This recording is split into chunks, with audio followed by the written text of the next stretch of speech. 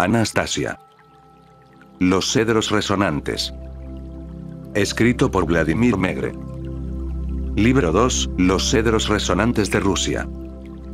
Capítulo 10, La espada sonora del bardo. ¿Qué es lo que quieres decir, Anastasia, con esos giros tan extraordinarios, al hablar de la festividad? Pronunciaste cada palabra con tal tono, que cada sonido se escuchaba nítido por sí solo. Intenté reproducir la imagen de la festividad con precisión, utilizando imágenes detalladas. ¿Pero qué hay de las palabras? ¿Qué significado particular tienen? Sobre cada palabra, nace una multitud de imágenes y acontecimientos felices. Y ahora, todos se harán realidad. Porque el pensamiento y la palabra, como comprenderás, son el instrumento principal del gran creador. Un instrumento otorgado, no a todo lo que crece en carne y hueso, sino solo al ser humano. Entonces, ¿por qué no se cumple todo lo que la gente dice? Cuando el hilo entre la palabra hablada y el alma se rompe, cuando el alma se encuentra vacía, y la imagen se apaga, entonces, lo que se dice, aunque sea abundante, es tan vacío como el sonido caótico. Y no puede presagiar nada. Eso es pura fantasía. Anda ya, tú crees en todo, como un niño inocente. ¿Cómo puede ser una fantasía? Vladimir. Al fin y al cabo, podría darte cientos de ejemplos del mundo en el que vives, e incluso de tu propia vida, del poder que tiene una palabra, cuando proyecta la imagen que se le asocia. Entonces dame un ejemplo que pueda entender. ¿Un ejemplo? Aquí tienes uno. Una persona está en el escenario frente al público, y dice unas palabras. Un actor, por ejemplo, repetirá las mismas palabras que la gente ha oído muchas veces, pero solo hay un actor, al que la gente escuchará, y ese actor les robará el aliento. Otro actor podrá decir lo mismo, pero no lo adorarán. Las palabras son las mismas, pero hay una gran diferencia en cómo se declaman. ¿Qué piensas? ¿Por qué ocurre eso? Bueno, así son los actores. Pasan años estudiando en la escuela de teatro, algunos son sobresalientes en su profesión, otros son simplemente mediocres. Memorizan sus diálogos en los ensayos para poder decirlos con expresividad. En la escuela de teatro, Vladimir, les enseñan a penetrar en la imagen que subyace a la palabra. Luego, intentan reproducir esa imagen durante los ensayos. Y si un actor logra proyectar incluso el 10% de las imágenes invisibles que subyacen a las palabras que pronuncia, el público lo escuchará con toda su atención. Y si va más allá, logrando proyectar las imágenes que se esconden tras la mitad de sus palabras, sin duda, llamarás a ese actor un genio. Porque su alma habla directamente con las almas de quienes están sentados o de pie en el auditorio. Y durante la obra, la gente reirá o llorará, según sienta en su alma, lo que el actor desea transmitir.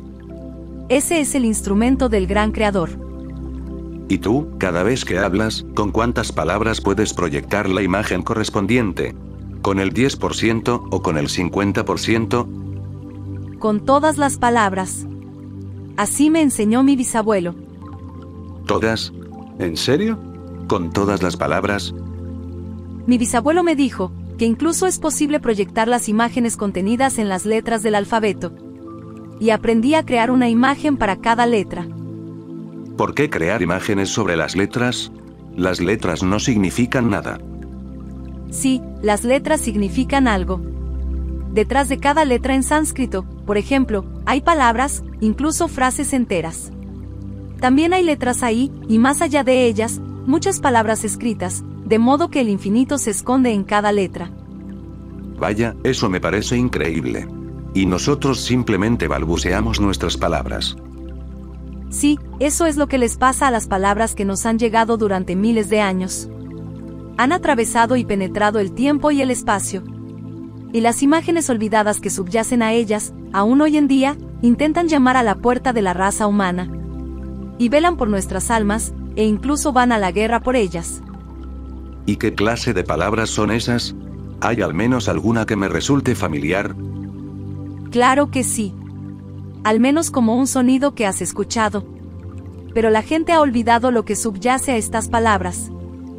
Anastasia bajó los párpados, y guardó silencio un rato. Entonces, en voz muy baja, casi en un susurro, me pidió: Vladimir, por favor pronuncia la palabra, bardo. Bardo, dije. Se estremeció, casi como si sintiera dolor, y dijo: Vaya, qué indiferencia y banalidad en tu pronunciación de esa majestuosa palabra. Soplaste una fría ráfaga de vacío y negligencia sobre una llama parpadeante e inquieta de una preciosa vela. Una llama que ha estado conectada a través de los siglos, y posiblemente incluso dirigida a ti, o dirigida a alguien que vive hoy, por un antepasado lejano.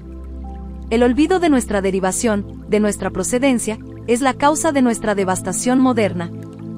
¿Y qué fue lo que no te gustó de mi pronunciación? ¿Qué debería recordar en relación a esa palabra? Anastasia guardó silencio. Entonces, en voz baja, comenzó a pronunciar frases sacadas directamente de la antigüedad. Mucho antes del nacimiento de Cristo, vivían ciertas personas en la tierra, nuestros antepasados, llamados celtas. Sus sabios maestros eran conocidos como druidas. Muchos pueblos que habitaban la tierra en esa época se arrodillaron ante el conocimiento del mundo material y espiritual de los druidas. Ningún guerrero celta se atrevería a desenvainar su espada en presencia de un druida. Para obtener el título de druida, incluso en el nivel inicial, debían someterse a al menos 20 años de arduo entrenamiento, a manos de un maestro espiritual, un sacerdote druida. Aquellos consagrados en este dominio eran conocidos como bardos. Solo ellos tenían la autoridad moral para salir entre el pueblo, para cantar e inculcar la luz y la verdad contenida en sus canciones, utilizando palabras para proyectar imágenes y sanar los corazones de las personas. Los celtas cayeron bajo los ataques de las legiones romanas.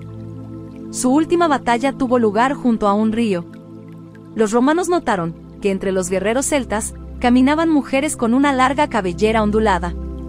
Los comandantes romanos experimentados, aunque sabían lo que esto significaba, desconocían la razón. Al haber mujeres, sabían que tendrían que superar en número a los celtas 6-1 para derrotarlos. Los historiadores e investigadores modernos tampoco tienen una explicación completa de ello. Todo tenía que ver con estas mujeres celtas desarmadas y con su larga cabellera ondulada. Los romanos irrumpieron con una fuerza poderosa, superando en número a los celtas 9-1. Alineados con la espalda contra el río, la última familia de celtas combatientes estaba al borde de la derrota. Se mantenían firmes en semicírculo. Detrás de ellos, había una joven que amamantaba a una niñita y cantaba. La joven madre cantaba una canción alegre y brillante, para evitar infundir un miedo fúnebre en el alma de la pequeña, para que quedara con imágenes de luz. Cada vez que la pequeña se separaba del pecho de su madre, sus miradas se encontraban. La mujer dejaba de cantar, y cada vez pronunciaba con ternura el nombre de su bebé. Barda. Pronto, ya no hubo semicírculo que defendiera a la pareja. Lo único que se interponía entre la madre lactante y la avalancha de legionarios romanos, que avanzaban por el estrecho sendero, era un joven bardo, ensangrentado y armado solo con una espada.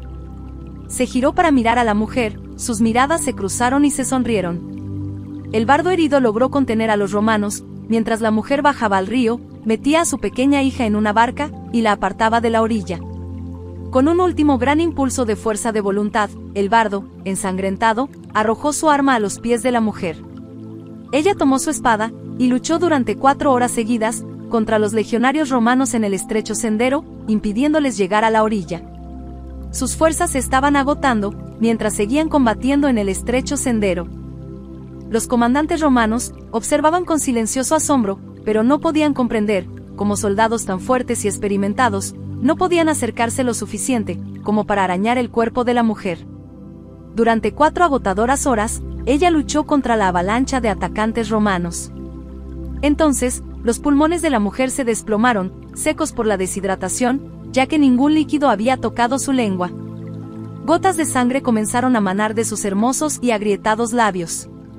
Cayendo lentamente de rodillas, con las fuerzas menguando, logró esbozar una leve sonrisa hacia el pequeño bote río abajo, que llevaba a su pequeña barda, futura cantante. Y un destello más de la palabra, y de su imagen, que se han transmitido a través de los milenios, para beneficio de muchos que viven hoy en la tierra. El ser humano no reside solo en la carne. Aquello que es invisible, sus sentimientos, sus aspiraciones, y sus sensaciones, son inconmensurablemente más agudos y profundos, que lo que el ojo, o el oído, pueden percibir. Como en un espejo, aquello que es invisible, solo se refleja parcialmente en el estado material visible. La bebé Barda creció hasta convertirse en una niña, y más tarde, se convirtió en mujer y en madre. Vivió en la tierra, y cantó. Sus canciones transmitían a la gente solo sentimientos brillantes, y como el rayo que todo lo cura, ayudaban a ahuyentar la tristeza del corazón. Muchas de las aflicciones y privaciones de la vida intentaron extinguir la fuente de este rayo. Las fuerzas ocultas de la oscuridad intentaron abrirse paso hasta él, pero no pudieron superar un obstáculo en su camino. El bardo y su esposa, que se alzaban imponentes ante ellos en el estrecho sendero. La esencia del hombre no está en la carne, Vladimir. El cuerpo sangrante del bardo proyectó hacia la eternidad la sonrisa de la luz bendita de su alma, reflejando la esencia invisible del ser humano. Y los pulmones de la joven madre que sostenía la espada cedieron al cabo de un rato. La sangre goteó, y luego brotó de las grietas de sus labios, que habían captado la brillante sonrisa del bardo. Y ahora, Vladimir, cree en mí. Comprende y observa.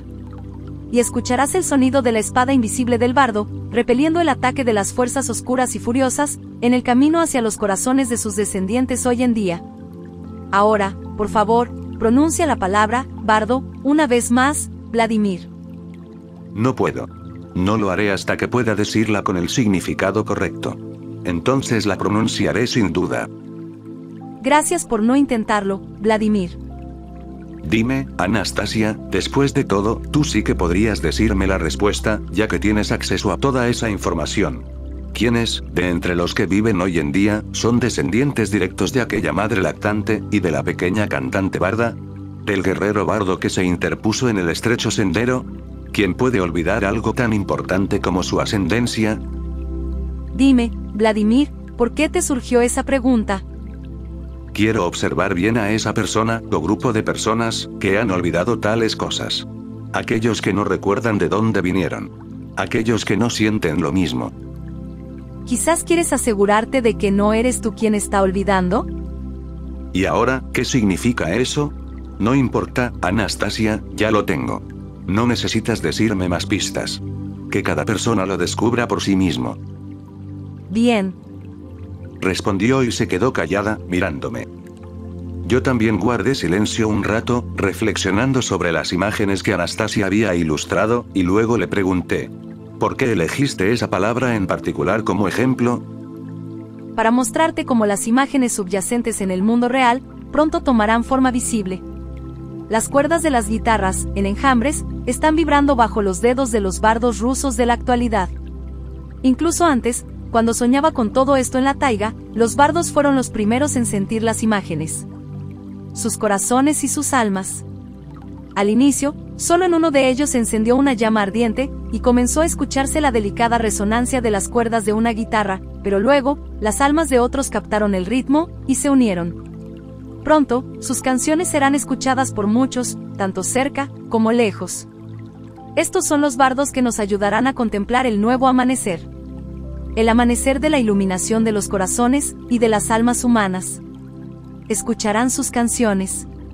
Y serán nuevas canciones, canciones del amanecer que despierta. Desde la primera publicación de este libro en 1997, los bardos rusos han escrito cientos de canciones inspiradas en Anastasia. Se han celebrado numerosos festivales de música por toda Rusia, y han aparecido múltiples álbumes de canciones. Muchos de los bardos se han convertido en nómadas, viajando en grupos de hasta 50 cantantes, y ofreciendo conciertos gratuitos por toda Rusia, difundiendo el mensaje de luz, de felicidad, y de sanación de la tierra. Anastasia. Los cedros resonantes. Escrito por Vladimir Megre. Libro 2, Los cedros resonantes de Rusia. Capítulo 11, un giro brusco. Al regresar al barco después de mi estancia de 3 días con Anastasia, pasó un tiempo, antes de que me sintiera con ánimos de hacerme cargo de los asuntos de la empresa.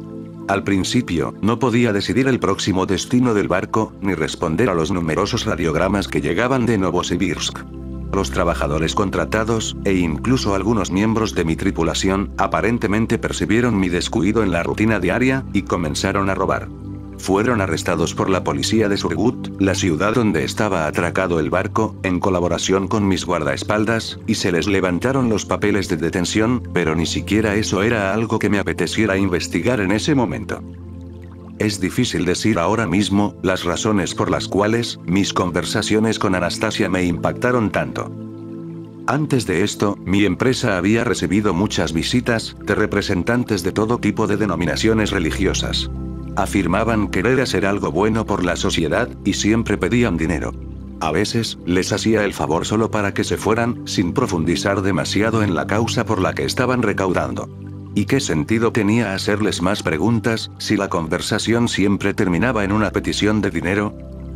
A diferencia de todas esas personas supuestamente religiosas, Anastasia nunca pedía dinero.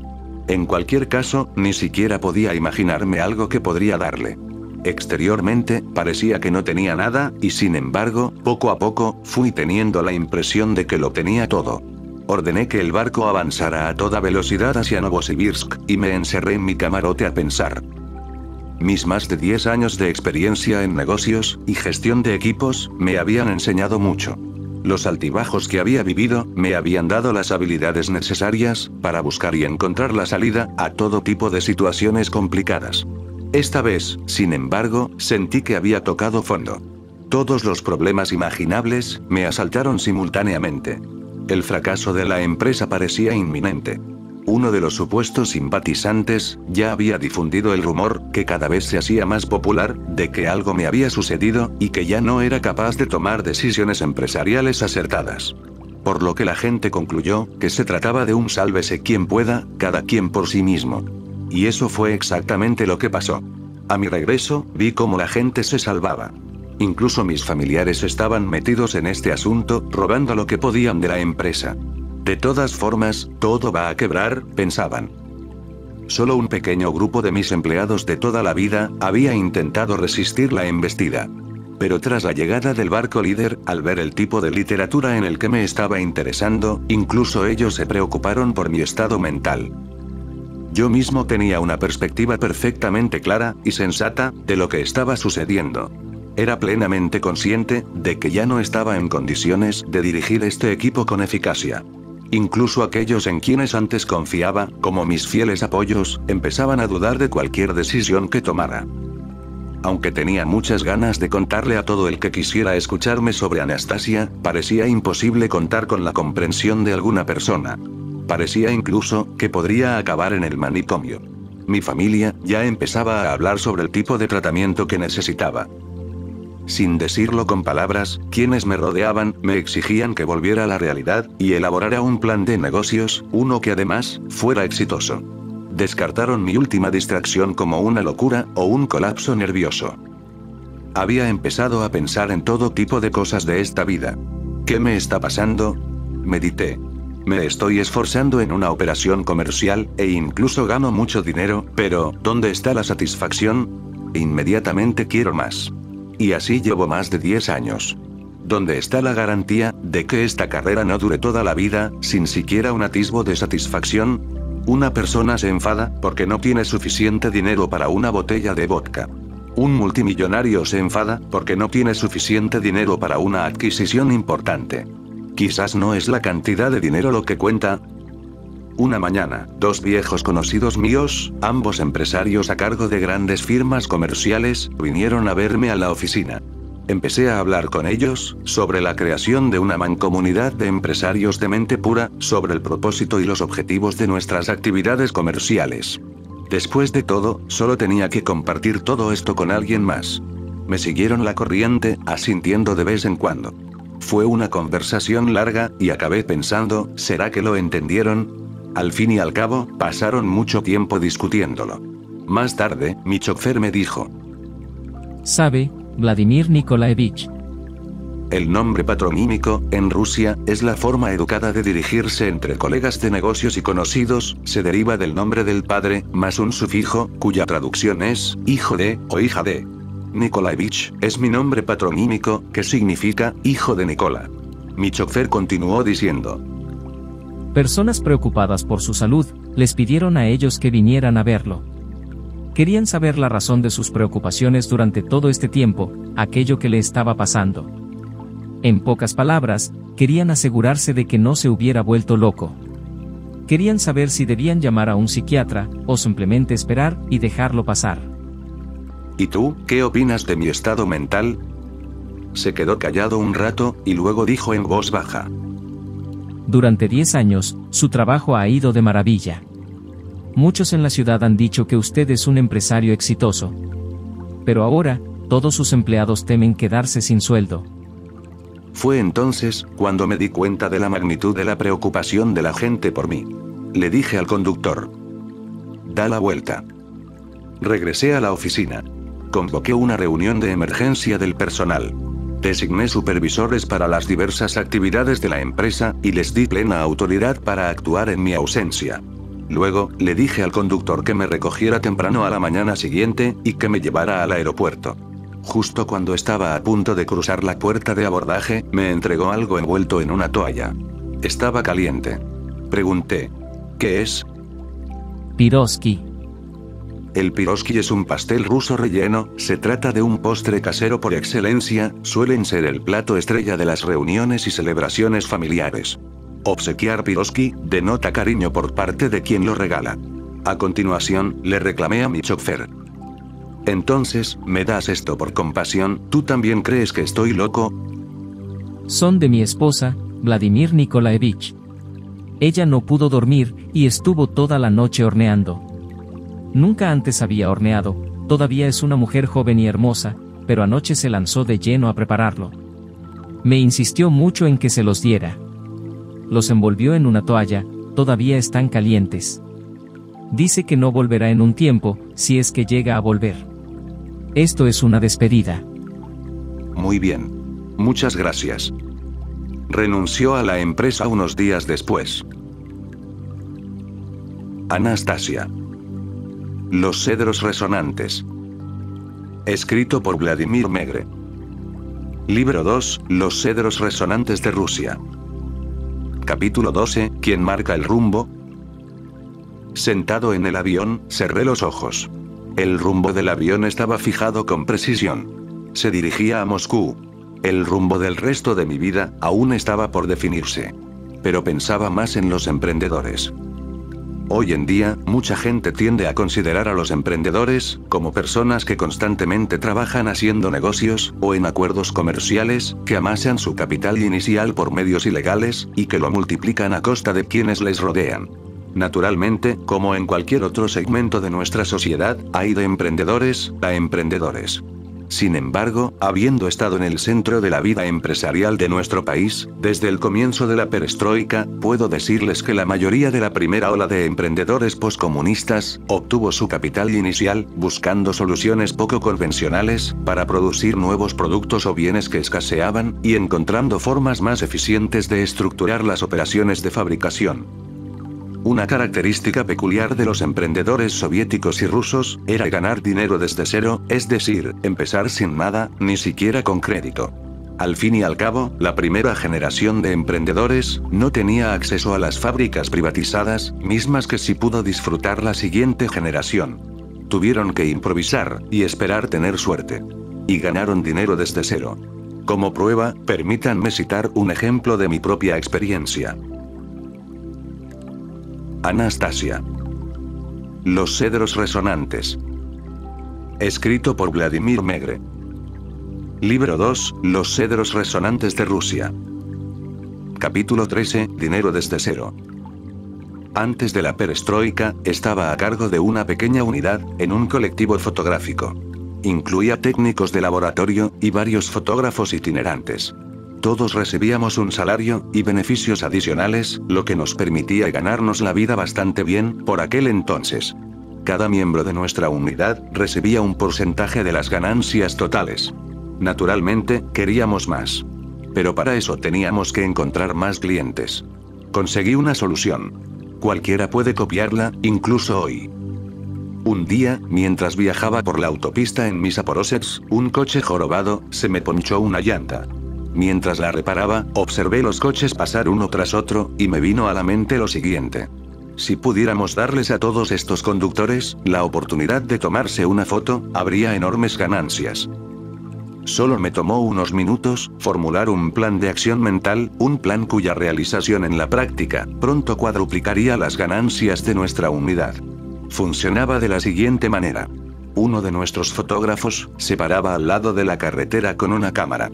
Tenía 2 asistentes, con porras o bastones como los que usa la policía de tráfico, y con brazaletes verdes, con la insignia SB, que significa Servicios Domésticos. Los conductores se detenían, pensando que se trataba de una patrulla ecológica, o de alguna otra. Al enterarse de que se trataba simplemente de un servicio de fotografía, y que nadie iba a abalanzarse sobre ellos para multarlos, ni iban a inspeccionar su vehículo, los conductores se paraban con gusto frente a su coche, junto a la matrícula, y se tomaban una foto. Indicaban la dirección a donde querían que las fotos fueran enviadas, y se cobraba al entregarla. La matrícula debía estar visible, por si acaso había una confusión en las direcciones. Terminamos ofreciendo este servicio en todas las carreteras principales que conducen a Novosibirsk, durante 6 meses. Luego, nos topamos con cada vez más conductores que ya habían utilizado nuestro servicio. Durante esos 6 meses, nuestra unidad logró obtener unos ingresos bastante decentes. Más tarde, pensé en iniciar una campaña para fotografiar casas residenciales, añadiendo frases en postales, tales como "Vivo aquí", "Hogar dulce hogar", etc. Los miembros de nuestra unidad fotografiaron miles de casas. La demanda resultó ser enorme. Llegó a tal punto que los fotógrafos no se molestaron en preguntar qué residentes lo querían, simplemente caminaban y fotografiaban cada casa de la calle. Unos días después, el servicio postal entregaba las fotos en cada vivienda y cobraba el pago. La gente enviaba estas fotografías a sus hijos. Muchos dijeron que las fotos animaban a sus hijos a volver a casa de visita. Al poco tiempo, el colectivo empezó a tener problemas para pagar a los miembros de nuestra unidad sus salarios, que en opinión de la dirección de turno, excedían todo lo razonable. Pero poco podían hacer al respecto, ya que todos los miembros del colectivo tenían derecho a una parte igual de las ganancias de su unidad. Durante los primeros días de la perestroika, nuestra unidad se separó del colectivo y formó una cooperativa independiente. Fui elegido su primer presidente. Así disfrutamos de mayor libertad de movimiento. Tuvimos la oportunidad de reunir capital inicial y ampliar el alcance de nuestras operaciones. Empecé a pensar en nuevas iniciativas para aumentar las ganancias de la empresa. Un día, casualmente, tuve una conversación con un conocido que trabajaba en el Instituto de Mecánica Teórica y Aplicada. Se quejaba de que los salarios se retrasaban o no se pagaban y que habían amenazado con desaparecer a la unidad de laboratorio. ¿A dónde podían ir? ¿Qué podían hacer? Parecía que nadie los necesitaba. ¿Qué hacía tu laboratorio antes? Le pregunté. Fabricamos cinta métrica térmica. Ya nadie la necesita. ¿Para qué se usaba? De todo. Respondió. Sacó un trozo de cinta adhesiva negra del bolsillo y me la entregó. Míralo tú mismo. Me dijo. Tomé el trozo de cinta, y de repente, se puso verde al tocarlo. Incluso lo tiré al suelo. ¿Qué clase de basura es eso? Se pone verde. Ahora tengo que lavarme las manos, le dije. A lo que respondió. No te preocupes, simplemente cambió de color, con el calor de tu mano. Se supone que reacciona a los cambios de temperatura. Si la temperatura de tus manos hubiera sido superior a la normal, se habría puesto roja. El color verde indica una temperatura normal. La idea despegó rápidamente. Nuestra empresa empezó a producir termómetros planos e indicadores de estrés. Un trozo de cinta se pegó a una lámina de cartón con cuadrados de colores brillantes, cada uno con un número al lado, que indicaba los grados de temperatura, y listo, nació un nuevo producto. Lo distribuimos a través de la Agencia Estatal de Almacenamiento, a muchas regiones de la antigua Unión Soviética. Esto fue antes del colapso de la URSS en 1991. Nuestro personal de producción aumentó, y todos ganaban bastante bien. Nuestro capital inicial crecía. El laboratorio también salió de números rojos, ya que una parte de las ganancias se destinaba al instituto. Nuestra cooperativa adquirió nuevos equipos y 2 vehículos. Y entonces ocurrió algo que nos dio un impulso increíble. Una tarde, llegué a la oficina de la empresa, y me di cuenta que ambos teléfonos estaban siendo usados. Mi secretaria estaba en uno de ellos, escuchando y tomando notas. El otro teléfono estaba siendo atendido por la señora de la limpieza. Apenas se colgaba uno de los teléfonos, empezaba a sonar de nuevo. En un momento dado, mi secretaria me dijo: Llevan más de 2 horas sin parar. Una llamada tras otra. Todos nos piden nuestros termómetros e indicadores de estrés. Un tipo nos maldijo, llamándonos idiotas de la preperestroika. Aun si subiéramos los precios, dijo, nos los compraría al por mayor, a un precio más alto. Todos están haciendo pedidos al por mayor. Incluso están dispuestos a darnos depósitos por adelantado. Durante los primeros días de la perestroika, en nuestro país, si recuerdan, proliferaron en el mercado productos manufacturados tipo kitsch, es decir, imitaciones de bajo costo. Como aretes de plástico, carteles y calendarios con chicas semidesnudas, y otros. Todo el mundo los compró como locos. En ese contexto, lo que producíamos parecía una gran novedad. Pero después de 6 meses de producción, las ventas se dispararon repentinamente. Algo había pasado, pero, exactamente, ¿qué fue? Resultó ser que en un programa de televisión, la noche anterior, el corresponsal de Asuntos Exteriores, Vladimir Tsvetov, comentaba lo innovadores que eran los japoneses, y mostró un indicador de estrés japonés como ejemplo. Era idéntico al nuestro. Fue entonces, cuando comprendí por primera vez, el poder de la publicidad, y la naturaleza de esta bestia llamada suerte. Nuestro personal comenzó a trabajar 3 turnos, las 24 horas del día. Contratamos trabajadores para que se encargaran del embalaje, los cortes, y el acabado, en sus propias casas. Las ganancias aumentaron constantemente. Adquirimos un pequeño barco de pasajeros. También decidí fabricar equipos de siembra para agricultores independientes. Incluso alquilé un gran crucero, para organizar viajes de negocios, y expediciones comerciales, a las regiones del extremo norte de Rusia. Anastasia. Los cedros resonantes. Escrito por Vladimir Megre. Libro 2, Los cedros resonantes de Rusia. Capítulo 14, Una fuerza destructiva. Como director de mi propia cooperativa, conocí de primera mano la fuerza destructiva, capaz de aplastar cualquier bienestar material. Esa fuerza destructiva puede ser la impaciencia de unos con otros, y la ruptura del entendimiento mutuo. Más tarde aprendí que esa es la razón del fracaso de muchos colectivos. Y todo ello puede empezar con algo insignificante, con una tontería. De hecho, así sucedió con mi primera cooperativa. No solo se desintegró, sino que varias familias fueron destruidas en el proceso. Aún hoy, sigo sin saber cómo contrarrestar esta fuerza que surge espontáneamente, y no está sujeta al sentido común. Todo comenzó, cuando decidí adquirir para nuestra empresa, una casa de campo con terreno propio. Confié los detalles a nuestro gerente interino de inventario y suministros, Alexei Misunin. Él redactó todos los documentos necesarios para la compraventa, mientras yo iba a ver la propiedad. Incluía una casa grande, una quinta parte de 1 hectárea de terreno, una casa de baños, una cochera, y un invernadero.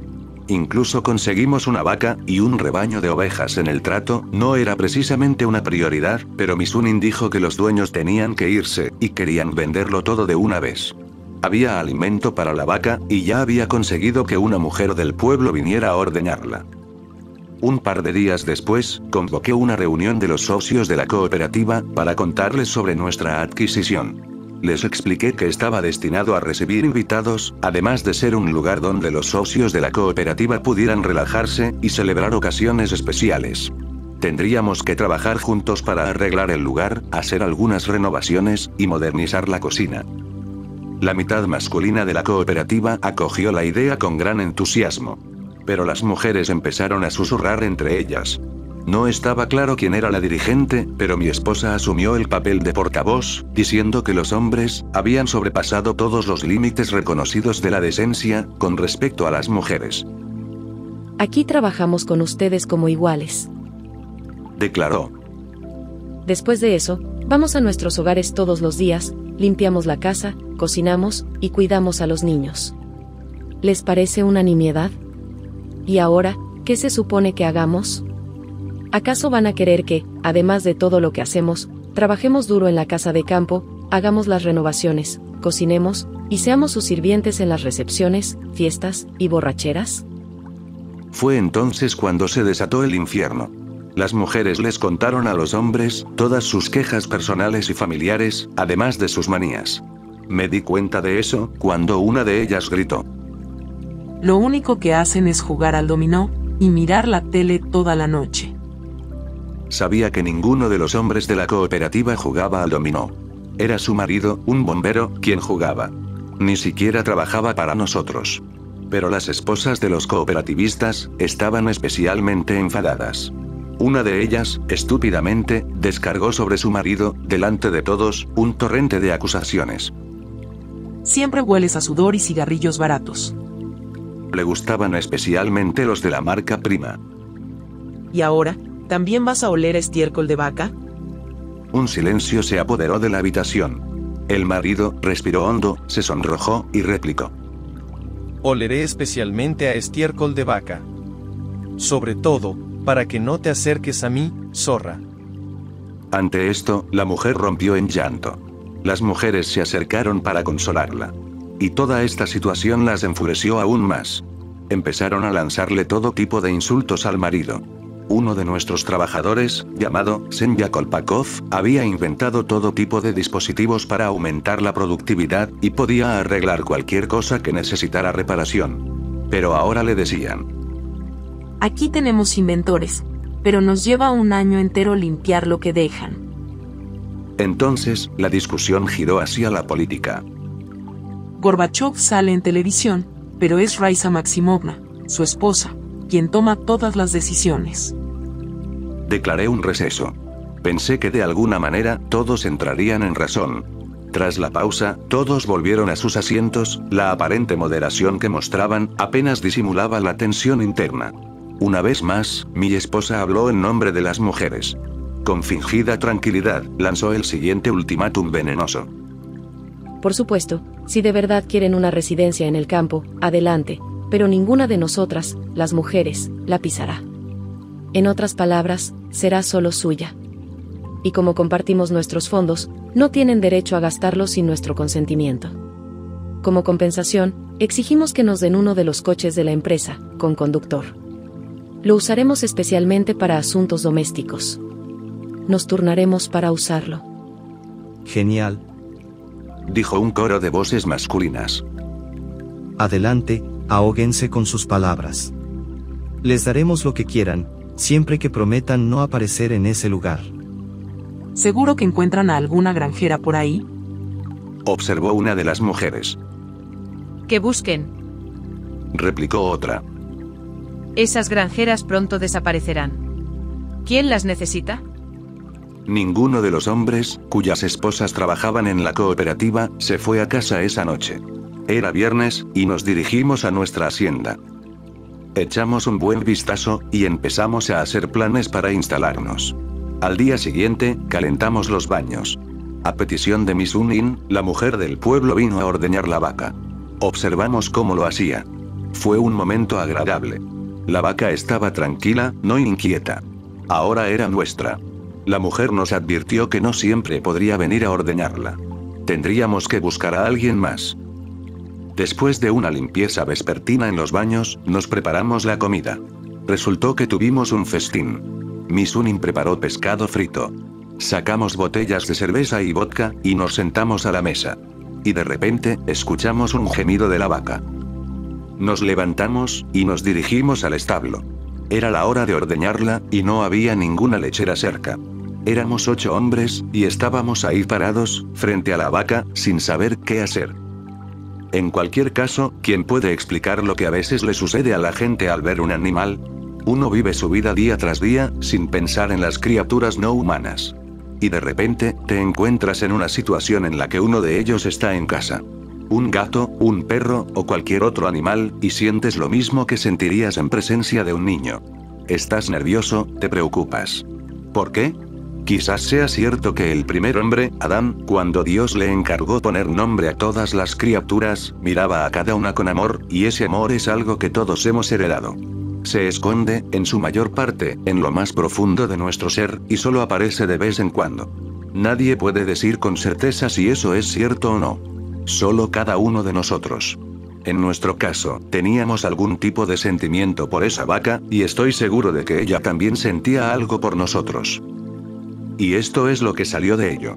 Seryosa Kodokov dijo: Es probable que la leche le esté reventando la ubre. Tenemos que hacer algo. Empezamos a molestar a Misunin. ¿Por qué carajos compraste una vaca? Le dijimos. Y sin embargo, al mismo tiempo nos sentíamos mal con la idea de venderla. Solo había pasado un día, pero de alguna manera, la habíamos adoptado como uno de los nuestros. La vaca nos miró con sus ojos tristes, en silencio. Entonces estiró la cabeza hacia mí, y soltó un fuerte gemido. Su tono era tan suplicante, que le dije a Misunin: mejor ve ahora mismo a ordeñarla, ya que tú fuiste quien la compró. Misunin fue rápidamente a buscar el cubo de la leche, se ató el pañuelo a la cabeza, el mismo pañuelo que la lechera había dejado, y se metió en el establo de la vaca. Nos pidió que lo acompañáramos, porque no sabía la manera en la que la vaca reaccionaría. La vaca le permitió acercarse, y empezar a ordeñarla. Le llevamos agua, le pusimos heno fresco en el establo, y le dimos pan. Misunin siguió ordeñando. Al principio, no tuvo mucho éxito, solo salían chorros muy finos de leche, y no todos llegaban al cubo. Pero luego, mejoró un poco. Después de 15 minutos, la leche seguía saliendo. Misunin dijo, susurrando por alguna razón: el sudor. Me está estorbando el sudor. Recogimos pañuelos de cualquiera que tuviera alguno, y Seryosa Kodokov subió al establo, para limpiarle el sudor de la frente a Alexei. Se puso en cuclillas a su lado, para ver cómo iba la ordeña, secándole el sudor de la cara de vez en cuando. Y de repente, oímos el susurro agitado de Seryosa. ¿Qué haces? La estás lastimando. Te sale un buen chorro de la mano derecha, pero solo un tercio de la izquierda. Así puedes dañarle la ubre permanentemente. Son mis dedos. Susurró Misunin. Es porque se me han entumecido los dedos de la mano izquierda. Quizás sea mejor que me ayudes. Seryosa Kodokov se acercó a la vaca por el otro lado, y empezaron a ordeñarla juntos. Después de media hora, quizá más, habían ordeñado un cubo entero. Esa noche, en la cena, bebimos leche fresca, y juro que era la leche más sabrosa que habíamos probado en nuestras vidas. A la mañana siguiente, temprano, nos despertó la lechera, quien nos contó con cierta sorpresa, que había intentado ordeñar a la vaca esa mañana, pero que por alguna razón desconocida, la vaca no la dejaba acercarse. De nuevo, nos encaminamos hacia el establo. Hicimos todo igual que la noche anterior, y no hubo problema alguno para empezar a ordeñar a la vaca. Vaya, ese es el límite. Exclamó la mujer. Ya que parece que ustedes le gustan a la vaca, pueden continuar ordeñándola de ahora en adelante. Así sucede, ¿se dan cuenta? Una vaca puede permitir que algunos se acerquen, pero a otros no se los permite, y los rechaza. Resultó que nuestra vaca era bastante exigente. No solo impedía que alguna de las lecheras contratadas se acercara, sino que cada vez que la ordeñaban, exigía que uno de nosotros se acercara a su hocico, la alimentara, y le hablara, mientras que para ordeñarla, solicitaba el esfuerzo conjunto de 2 hombres. Eso significaba que teníamos que estar presentes 3 de nosotros, cada vez que era ordeñada. De esa manera diseñamos el cronograma, al que nombramos 3 a la vez. Al menos, hasta que vendiéramos la vaca, pensamos. Pero no tardaron en correr los rumores sobre nuestra quisquillosa vaca. Los compradores venían, e intentaban ordeñarla ellos mismos, y no pasaba nada. Y se negaban a llevársela, ni siquiera por una miseria. También es cierto que puse una condición, que no la sacrificaran para obtener carne. Llamamos a un veterinario, y nos dijo: eso pasa, amigos. Un animal se acostumbra a alguien, y puede rechazar a otros durante mucho tiempo. Pero díganme, ¿qué carajos es lo que ustedes poseen, como para haberla domesticado de esa manera? No tenía ningún consejo concreto que ofrecernos, aparte de decirnos que nuestra vaca estaba preñada. Cuando llegara el momento, tendríamos que prepararnos para el parto. El veterinario indicó la fecha aproximada. Sabríamos que el momento estaría cerca, cuando dejara de dar leche. Como nosotros estábamos obligados a participar 3 a la vez, terminamos pasando mucho tiempo en nuestra hacienda, incluso pasando la noche ahí. A nuestras esposas les costó trabajo aceptar que realmente tuviéramos problemas con la vaca, ya que ellas mismas habían jurado no poner un pie en nuestra hacienda, y consideraron toda esta historia de la vaca como una excusa conveniente. Las mujeres y esposas que trabajaban en la cooperativa perdieron por completo el control. Empezaron a contar chistes obscenos.